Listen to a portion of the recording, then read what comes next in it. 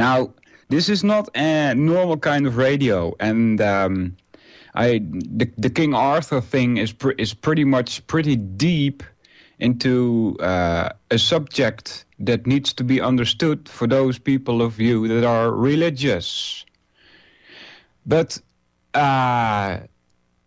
this kind of radio might not be there in the future. I'm not going to say a month or years. I intend to make radio for as long as I can, because I don't see people waking up and changing this hellhole that we live in. But in China, for instance, we wouldn't be able to do this. This is one of the reasons why there is still a notion of freedom here in Europe and in the United States, where you can, to a certain degree, say what you want. You will get attacked if you talk about Zionism or Jews or some other subjects from all kinds of sides. You can get attacked from inside, what they call inside as well. There's this movement of truth tellers, so to speak, and they all bite each other's head off as well. Isn't that funny? Now that's gonna get us anywhere, right? So, before you start getting things like the Chinese mess that we got here, this is posted by 10K Puddles. Chinese citizens claim Cisco Systems played a role in getting them tortured and thrown into labor camps by helping the Chinese government create the Great Firewall of China, a vast internet censorship system that the Communist Party uses to spy upon citizens and stifle free speech. Okay?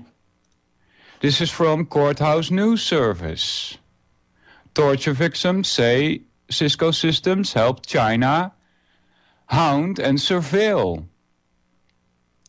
I don't know this site. Looks good. It's by Ryan Abbott. I've heard his name before, if I'm not mistaken.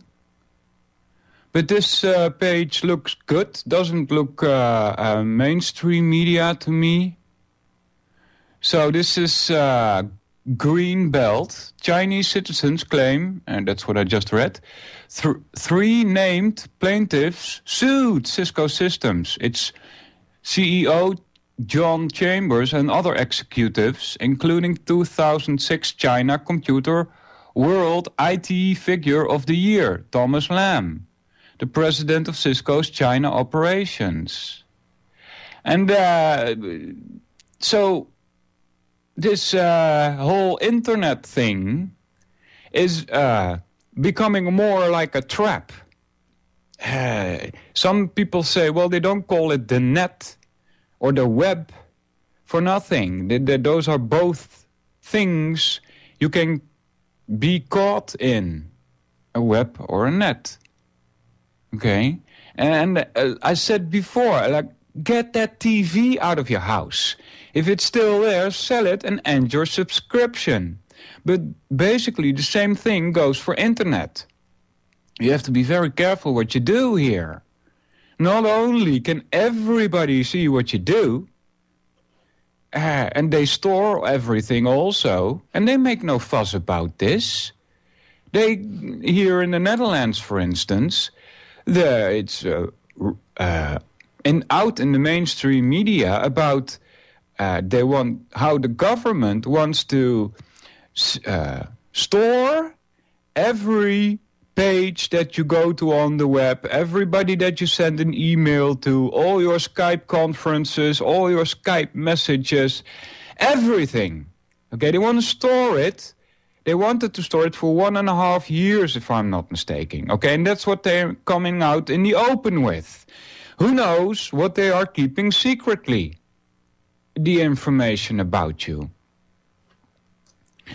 And the people just, no, they don't seem to care very much. Most of the people, they voluntarily give out all kinds of information. Okay, now unless it's like, for instance, very official, like if I would like to say, let's make the example of a bank account. Okay, it's your bank account, and you want to use the internet to make certain changes there. Okay, you better use your true credentials. Okay, you might get in trouble with your bank if you don't. But never, ever give out your true information on any page, anywhere. I never do. It's all false information. It's not smart to give out your real information.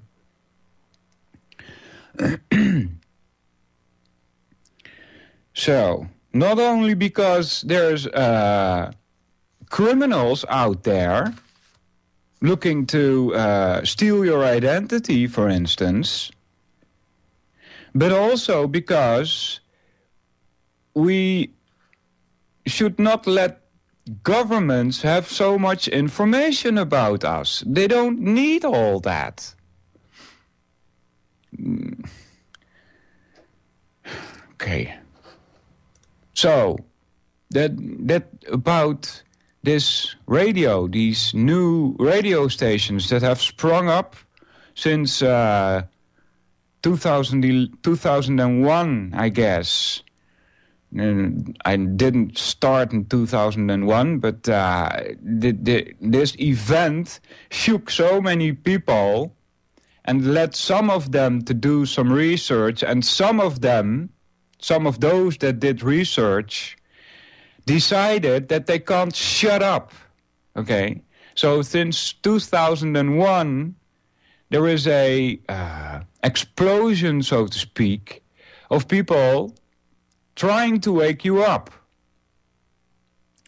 And maybe, I don't know about this, but maybe they didn't think that this explosion of people telling the truth would be so big. I mean, they like to keep control of the media. You just check your mainstream media for that and see all the lies they spin out. So I don't think that they are happy with people like me and other hosts trying to make a difference. They might be happy with some of the hosts who are trying to get you to revolt, trying to get you to draw your guns, so to speak. That's not an option. Okay, guns are obsolete, believe me. They are obsolete. They're useless. So now I'm going to stop about this, why this radio is so important, and why we might not be able to do this in the far future. So here we go into another topic about mythology. But in how far is this mythology? I'm quite new to this stuff myself, and it's not so old that I automatically categorize it as mythology. This is a point about 2,000 years ago, you can say. Before the so-called Jesus story. Check out the Dead Sea Scrolls, and you will find that there is descriptions you can find there of this man, and they coincide with the stories in the Bible so much that you can't deny that they're talking about the same man, namely Jesus, except that they didn't name him Jesus in the Dead Sea Scrolls. And these Dead Sea Scrolls, they appeared about, don't know when they appeared, but the period they talk about is about 180 or 200 years before our year zero. And so this is about the point where I say anything beyond that is mythology. Like Moses, for instance, he didn't exist. Forget it. It's a mythological figure. He has been copied from the Egyptian group of gods that they have there. And Moses, by the way, means son. Like Tutmosis means the son of Tut. Okay? It's not that hard. If you do your research, you will find this out. Abraham's same story. He didn't really exist. These are copied stories. And the Egyptians are not the real original source, by the way. They copied them also. And so the further you go back, the more copies you find of the same story over and over again. I think 2 weeks ago I was talking about these two brothers having a war, about the Veda and the Edda. Well, it's the same in the Bible. You have Cain and Abel. Okay? So those are two brothers having a war. It's not just... You have to look at this story a bit different. It's not just two brothers having a war. You could also see this as two groups of people or two tribes having a war. One tribe being more of the land. They grew food on the land. The Cain and the Abel, he was quite able to do without, and was, as far as I can see it, could be more identified as a gatherer-hunterer. Okay? And so it might have been that these two groups got into a war. I don't know about that. Could be. So, let's see. This mythology is in that sense important, that if you go into these ancient stories and histories, you will find that you will recognize what you've read in the Bible, and then you can see that this Bible is not original or something. And so this stuff is new for me. This King Arthur mythology. Most of my research in mythology has been into Indian mythology. So I'm going to find what I can say about these Arthurian mythologies, and see where we can go from there. This is I could start it out with a story that I heard about 25 years ago, and so I can't confirm this, but this was a story told to me by a friend of mine. And he said that in Britain, I'm not sure where in Britain, maybe Wales or Scotland or England, I'm not sure where, they were digging up ancient sites, and they found these stone tablets. And on these stone tablets were the names of kings and the periods in which they reigned. And they were correct to a certain point, the scientists said, because it was coinciding with what was in their books, up until a certain point. Because the further you went down the list, the older the kings got, and at a certain point there appeared King Arthur. And they said, whoa, the scientists said, this can't be, this is mythological, this nonsense we're not going to accept. It's on the same stone tablet, though. So, this is, like I said, an unconfirmed story. I've never seen the tablet myself, but I wouldn't be surprised if such a thing does indeed exist. I mean, archaeology is one of the fields that is also suppressed very much. So, let's see where we can go here. I have to check the radio, the call-in number, and the radio, and reading together is not going to work because I don't have this as a PDF file. So I'm going to change that. Download it. No, I can't download it. Okay. If you're calling in, please hold on. I'll check it now and again. I'm going to see what we can start in this Arthur story. If in him we see the dignified and noble-hearted sovereign, the stately warrior, and the accomplished knight, courteous of demeanor and dauntless in arms, and whilst the lofty bearing of the monarch himself excites our admiration, we are scarcely less struck with the devoted attachment evinced towards him by his knights, who are ever solicitous that he should be the last to encounter danger, and ever ready themselves to dare the most perilous adventures to uphold the dignity of his crown. But it is not merely the consistency observed in these several characters that arrests our attention in this and similar compositions professing to record the achievements of Arthur and his knights.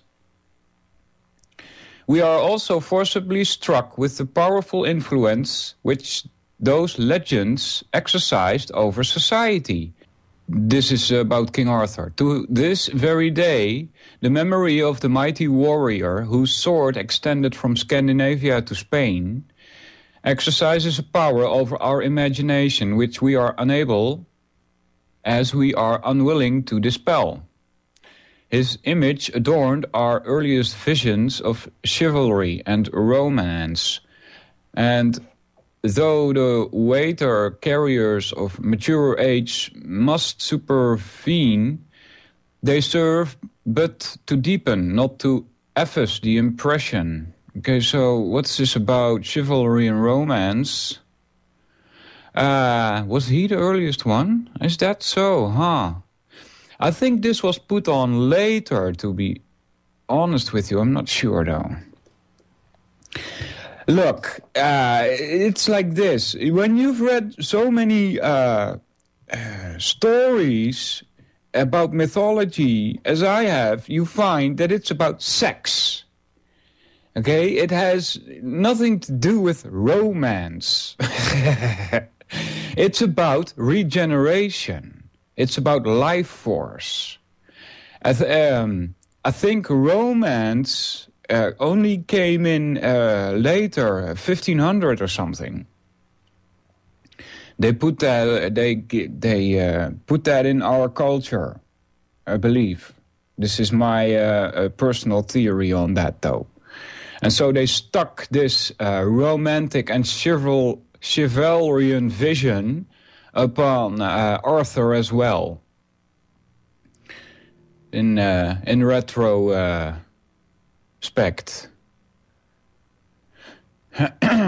Continuing. And while in the eddying stream of life we pause to look back upon the days when Caerleon and its round table formed to us an ideal. Formed to us an ideal world. We feel that, in our hearts at least, King Arthur is not dead. The real history of this chieftain is so veiled in obscurity and has led to so much unsatisfactory discussion that I shall in this place only consider him with reference to the position which he occupies in the regions of fiction. Amongst the many incidents of a highly imaginative character in the legendary history of Arthur, we may more particularly notice his introduction upon the scene of his exploits.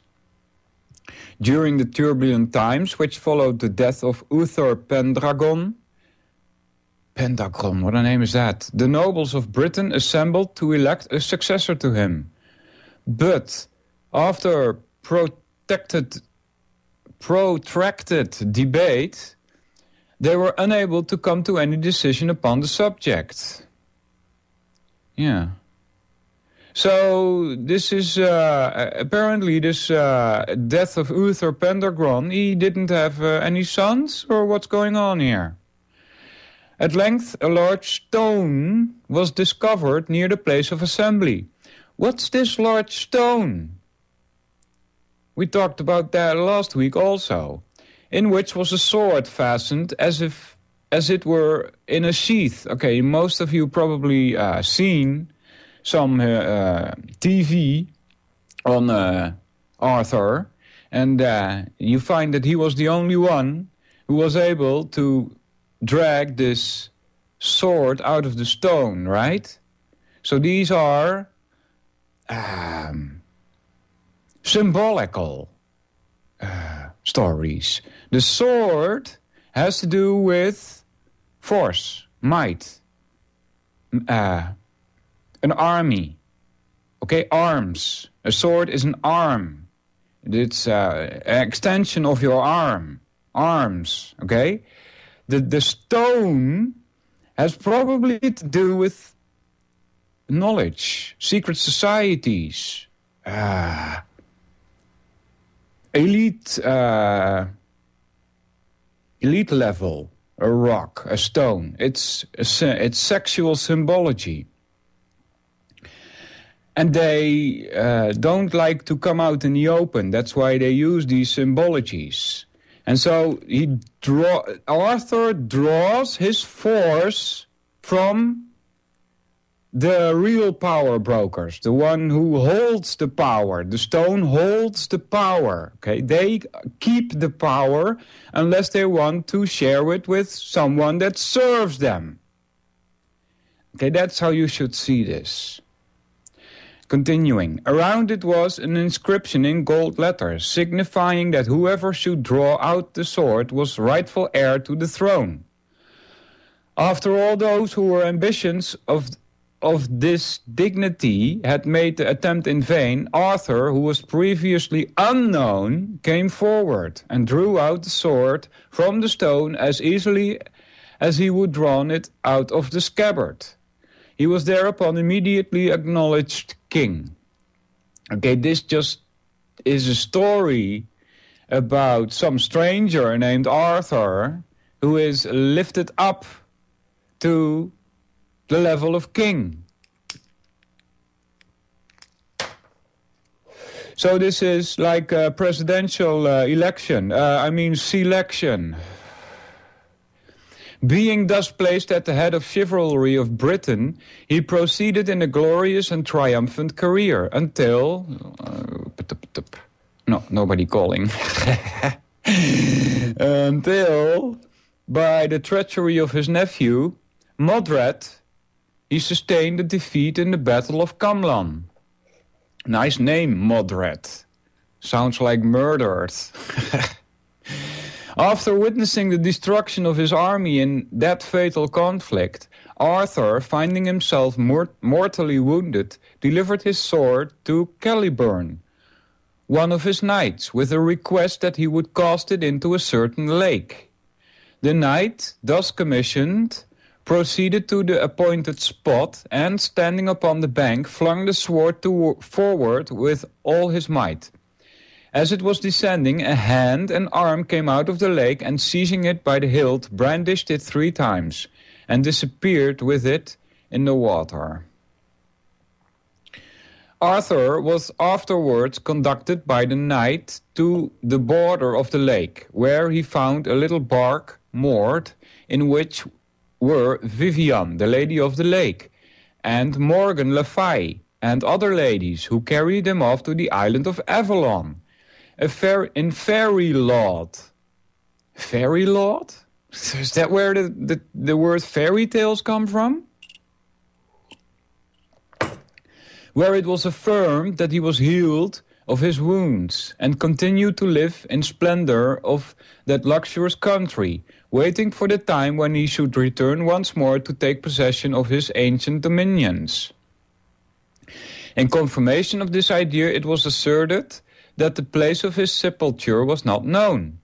This tradition was current for many ages and is found amongst the Welsh in memorials of the graves of warriors. The grave of March is this, and the grave of Gwythyr. Here's the grave of Glodden, Gladifrud, but unknown is the grave of Arthur.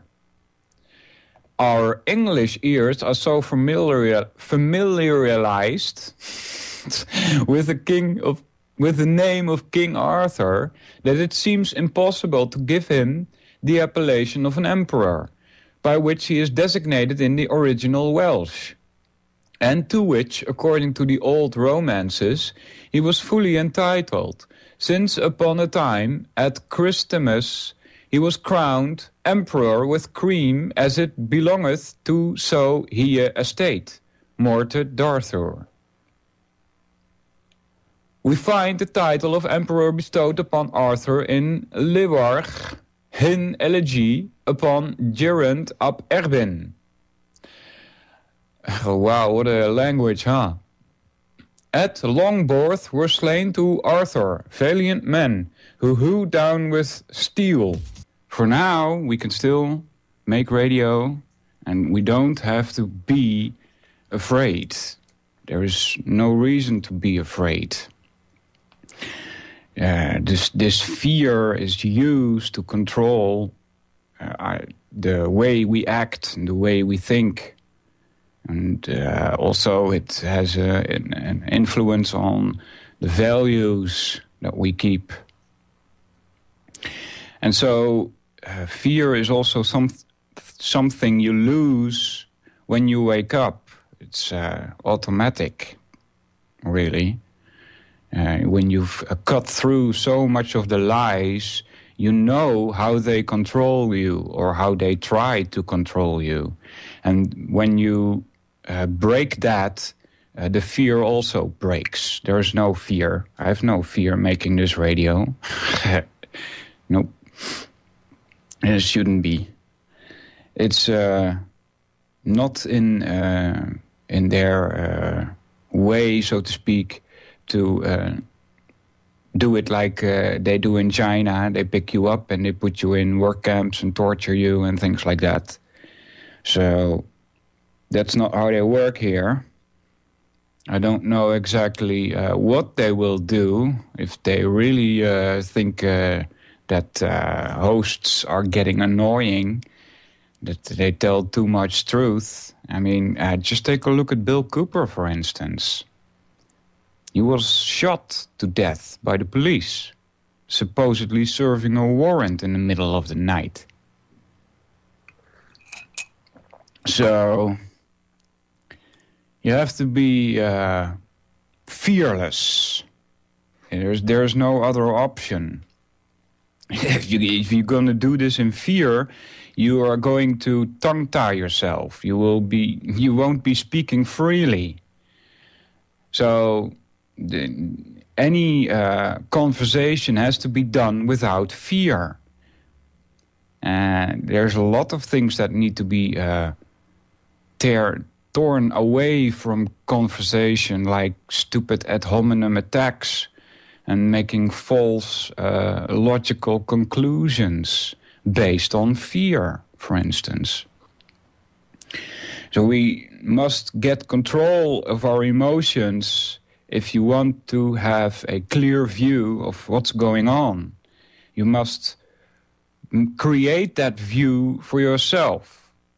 And you might think, well, you get then millions of views and everybody thinks that their view is right. They call that their truth or whatever.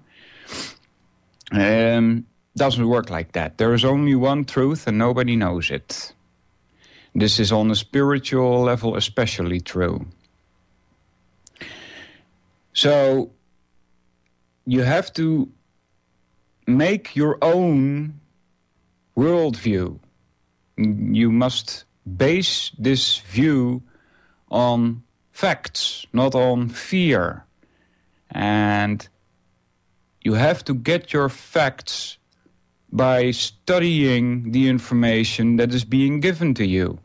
You can even, if you're trained, you can derive facts from mainstream media. Usually it's the other way around. If they say, for instance, that the air is safe to breathe, then you can assume that the air is not safe to breathe. Things like that. And you need a trained eye for that, to be able to tell when you can just blatantly turn it around 100 degrees, 180 degrees. But if you don't make this worldview for yourself, your actions are baseless. You see? I don't think you would like to walk around like a chicken without a head, acting upon false premises, on false ideas. So you must look at your worldview very carefully, including religion. That is why I tend to do a lot of mythology the last couple of months. In the years before this, I didn't do that much mythology. Maybe 1 in 4 or 1 in 5 of my shows was all mythology.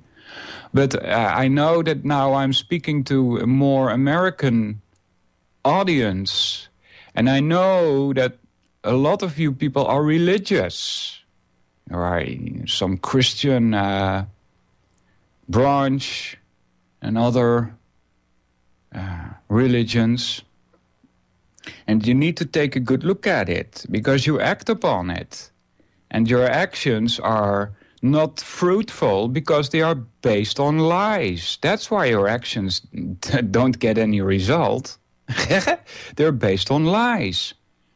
Because your worldview is incorrect. And if you don't have a correct worldview, your actions are doomed to fail. Because you're acting in illusion. Okay. So, I'm not here to give you a worldview, I'm here to break it down. And you must yourself find a new base from which you can build on. And you better make sure that your base is solid. And you can do that by using logic. It's not so difficult. Not really. Takes time and attention and silence around you so you can start thinking. But that's how you do it. So, here we go. 3b, Caerleon upon Usk. This place derives its name from the circumstance of its being the station of the 2nd Legion, Legio Secunda Augusta. Yeah, August, September. Strange, by the way, this whole January, February thing. Of course, we started January now.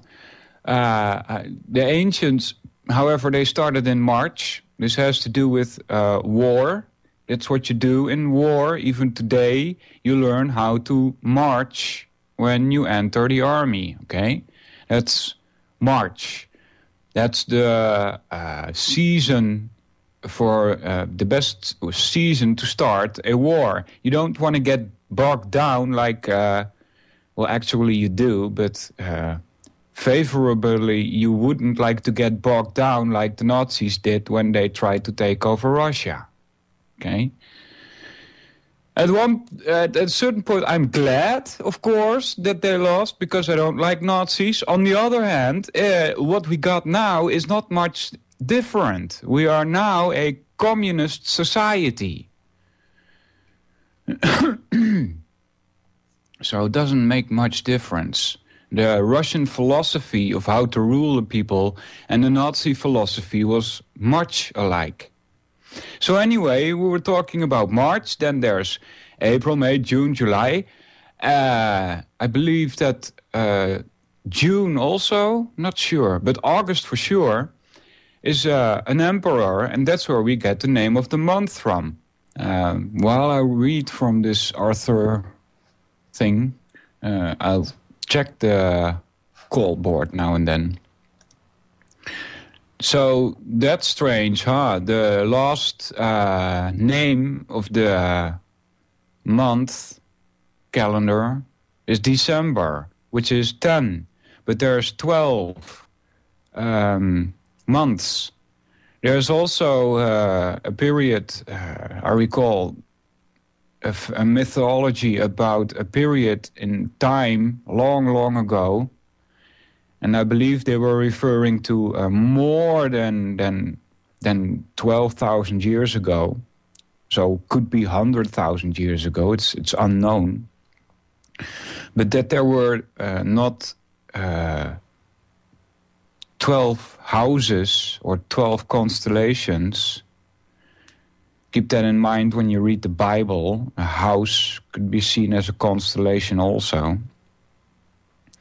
But that there were 10 main constellations that people drew in the air with their imagination, connecting stars together, making mythological figures of them and having them make war with each other.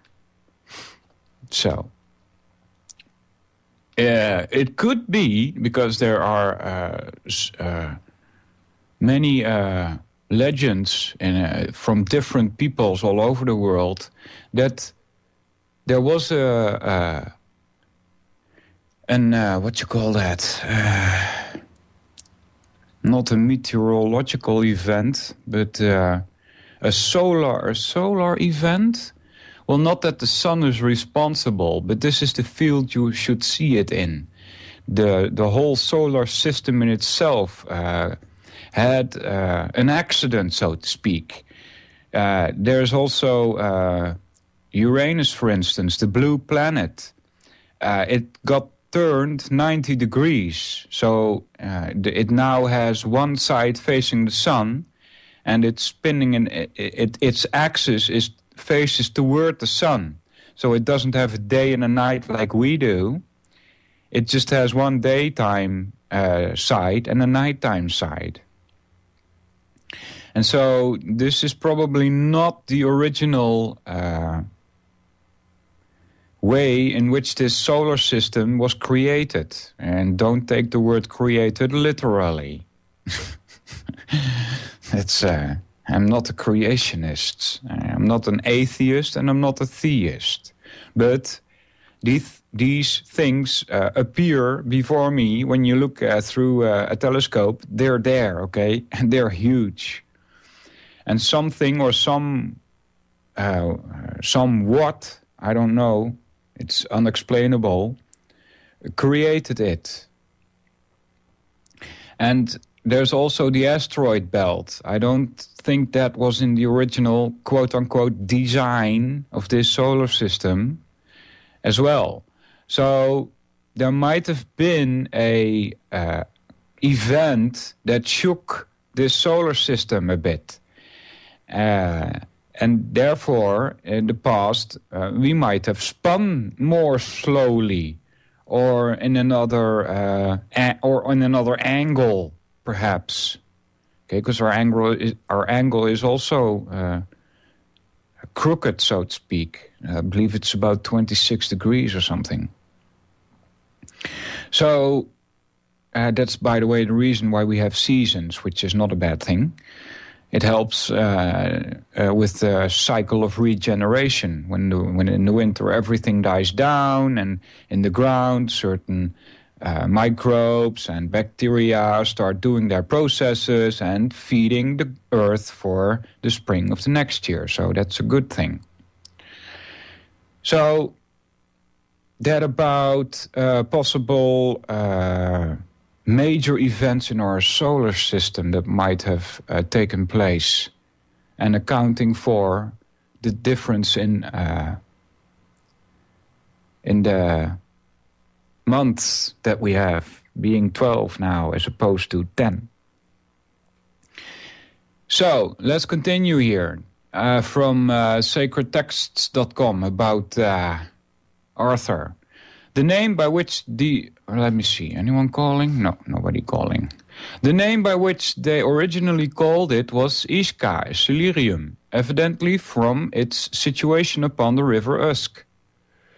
But by later Latin writers, it is named Urbs Legionum, which probably is a translation of the Welsh Caerleon. I hope I pronounced that right. It's Caer-Llaon. Llaon is a lion, and not the original of that appellation. This place still exhibits many traces of Roman magnificence, and among others the remains of an amphitheater. It is natural to suppose that, upon the departure of the legions, Caerleon would attract the attention of the native sovereigns, who were at that time beginning to resume their power. Accordingly, tradition informs us that it was the principal residence of King Arthur, and the amphitheater is still called Arthur's Round Table. In confirmation of this traditionary evidence, Nennius asserts that one of Arthur's battles was fought at Caerleon. There it's Cairlion, so there you got the lion straight up. In the Old English version of this tale, the opening scene is laid at Cardiff. He made a fest, so the soth to say, upon the Whitsunday at Cardiff, that as in Wales. Wow, this is almost Greek English put together or something. I don't understand this. He made a fest. Is that a feast? The soth to say, upon the Whitsunday at Cardiff, that as in Wales.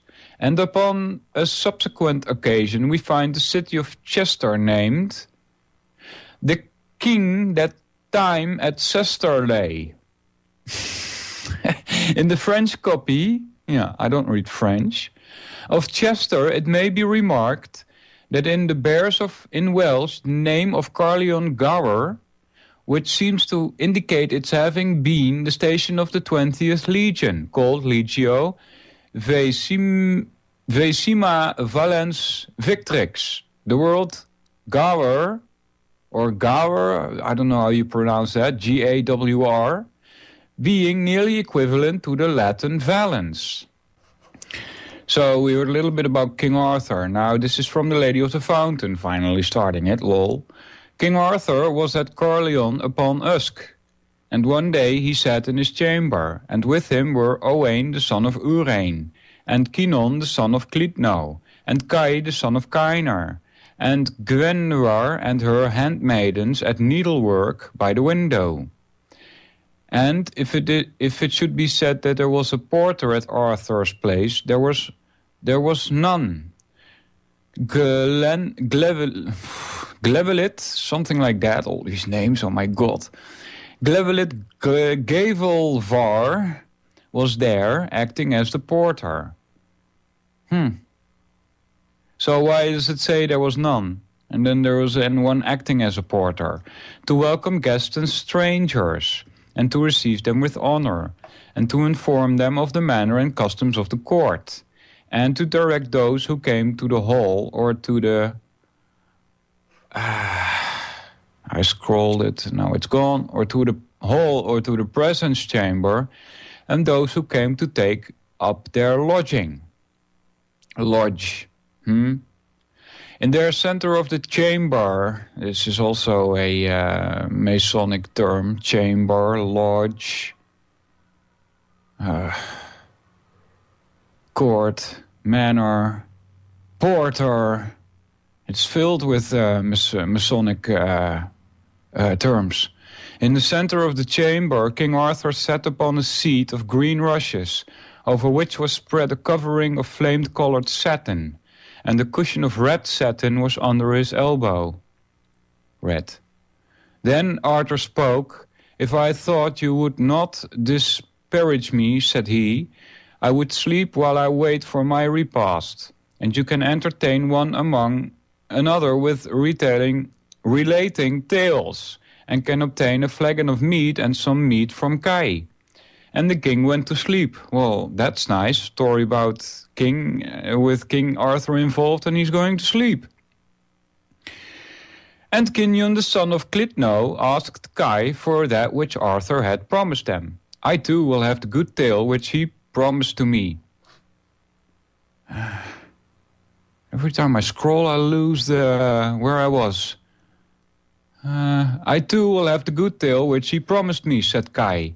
Nay, answered Kinion, fairer will it be for thee to fulfill Arthur's behest in the first place, and then we will tell thee the best tale that we know. So Kai went to the kitchen and to the meat cellar, and returned bearing a flagon of meat and a golden goblet, and a handful of skewers, upon which were broiled collops of meat. Then they ate the collops and began to drink the meat. Now, said Kai, it is time for you to give me my story, Kinion said. Okay. Now, scrolling again, and I lose it every time I scroll. Where the heck is it? Now, said Kai, it is time for you to give me my story.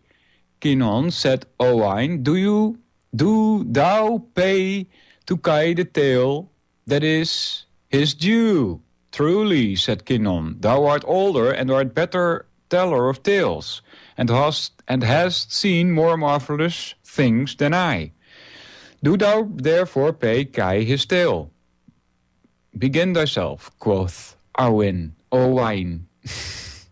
with the best that you know. Oh my God, this old English is almost unspeakable.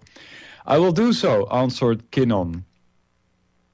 I was the only son of my mother and father, and I was exceedingly aspiring, and my daring was very great.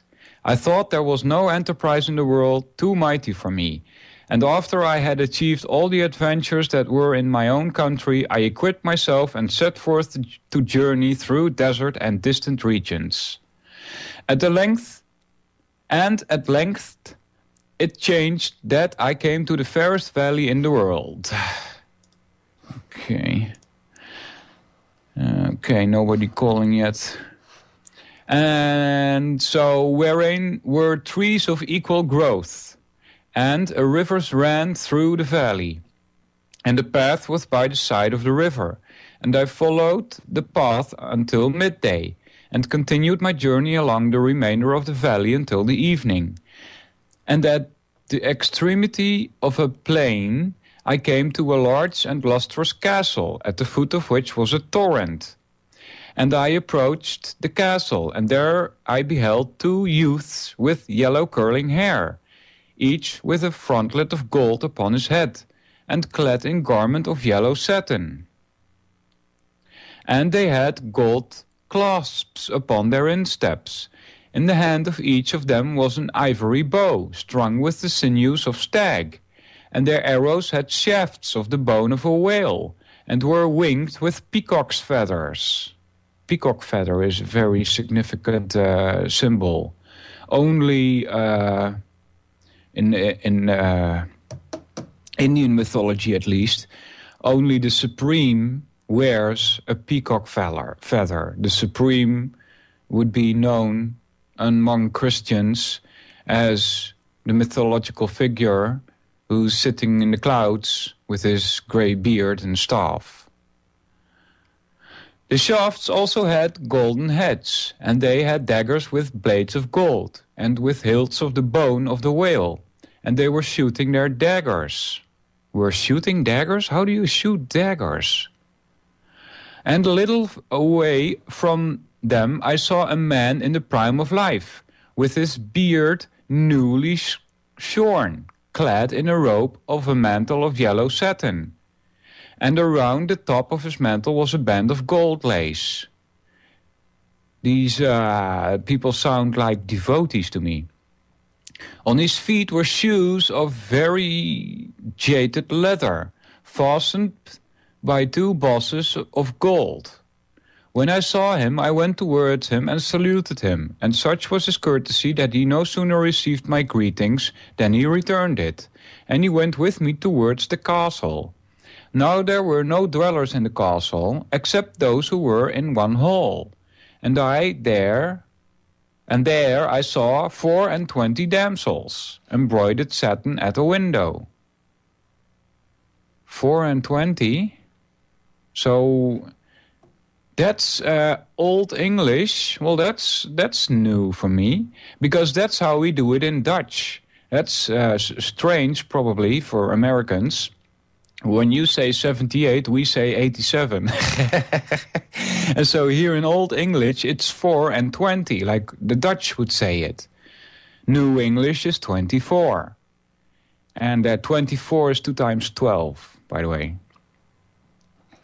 And this is, I tell thee, Kai, that the least fair of them was the fairer than the fairest maid thou hast ever beheld in the island of Britain. And the least lovely of them was more lovely than Guinevere, the wife of Arthur, when she appeared loveliest at the offering on the day of the Nativity, or at the feast of Easter. They rose up at my coming, and 6 of them took my horse, and divested me of my armor, and 6 others took my arms, and washed them in a vessel until they were perfectly bright. And the third 6 spread cloths upon the table, and prepared meat. And the fourth 6 took off my soiled garments, and placed others upon me. He was telling a story, and I was scrolling, and I lost it again where the heck I was. So it was here. They took his horse and divested me of my armor, and 6 other took my arms and washed them in a vessel until they were perfectly bright. And the third 6 spread cloth upon the table and prepared meat. And the fourth 6 took off my soiled garments and placed others upon me, namely an undervest and a doublet of fine linen and a robe and a surcoat and a mantle of yellow satin with a broad gold band upon the mantle. And they placed cushions both beneath and around me, with coverings of red linen, and I sat down. Now the 6 maidens who had taken my horse unharnessed him as well as if they had been the best squires in the island of Britain. Then, behold, they brought bowls of silver, wherein was water to wash, and towels of linen, some green, and some white, and I washed. And in a little while the man sat down to the table. And as I sat next to him, and below me sat all the maidens, except those who waited on us. And the table was of silver, and the cloths upon the table were of linen, and no vessel was served upon the table that was not either of gold, or of silver, or of buffalo horn. And our meat was brought to us. And verily, Kai, I saw there every sort of meat and every sort of liquor that I have ever seen elsewhere. But the meat and the liquor were better served there than I have ever seen them in any other place. There's, by the way, a beneficial aspect to eating with silverware. Every time you put that spoon or fork in your mouth and you take the food of it, you scrape very little tiny bits of silver off the spoon as well. And they help maintaining your body. It's no problem. It's very good for you. Until the repast was half over, continuing here, neither the man nor any one of the damsels spoke of a single word to me. But when the man perceived that it would be more agreeable to me to converse than to eat any more, he began to inquire of me who I was. Okay, well, that's not normal. Normal procedure when somebody arrives at your house, whether that be a castle or not, is an introduction as to who you are. If I identify you as an enemy, I'm not going to let you into my house and take care of your horse, and so on and so on. So, I said I was glad to find that there was someone who would discourse with me, and that it was not considered so a great crime at that court for people to hold converse together. Chieftain, said the man, we would have talked to thee sooner, but we feared to disturb thee during thy repast. Now, however, we will discourse. Then I told the man who I was, and what that cause of my journey. and said that I was seeking whether anyone was superior to me, or whether I could gain the mastery over all. The man looked upon me, and he smiled and said, If I did not fear to distress thee too much, I would show thee that which thou seekest. Upon this I became anxious and sorrowful, and when the man perceived it, he said, If thou wouldest rather that I should show thee thy disadvantages, then thine advantage I will do so.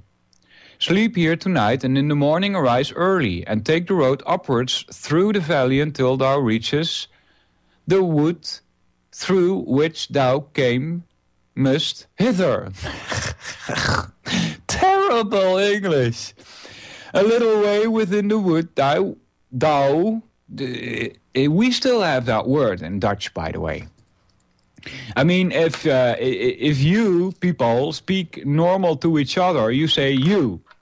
And it doesn't matter if that person is 40 or 50 years older than you are. You still say you. You don't use the word thou, which would be more appropriate. Thou in Dutch would be u. We just say u. It's a single letter.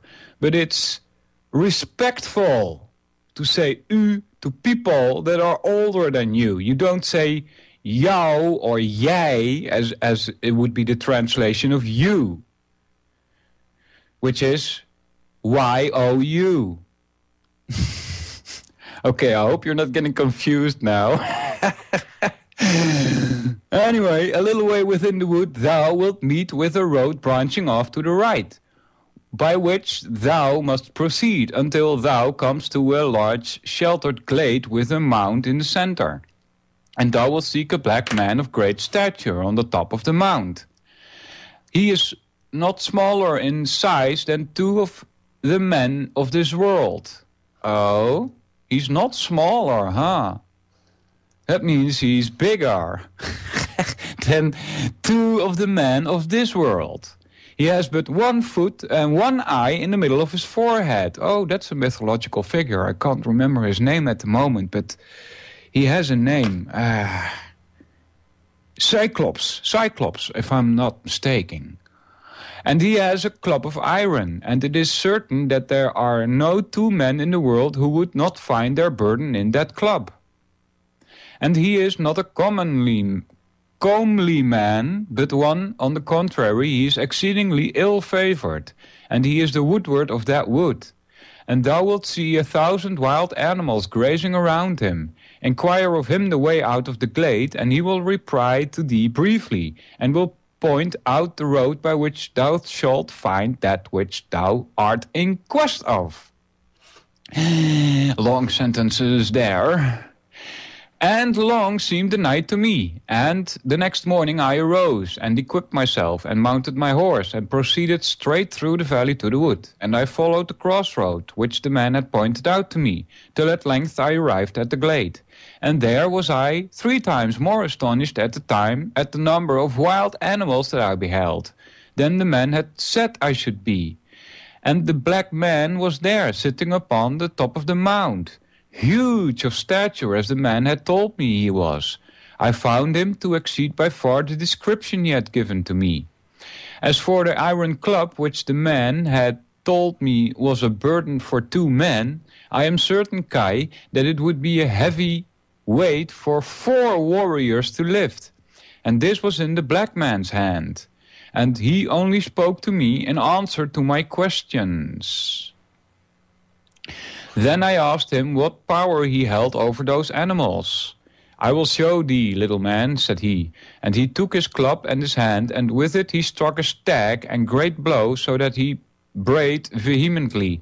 And at his braying the animals came together, and as numerous as the stars in the sky, so that it was difficult for me to find room in the glade to stand among them.